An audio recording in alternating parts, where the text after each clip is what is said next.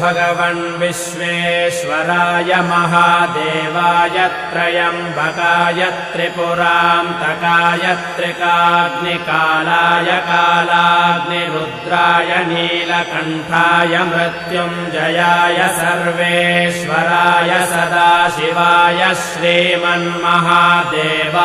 नमः।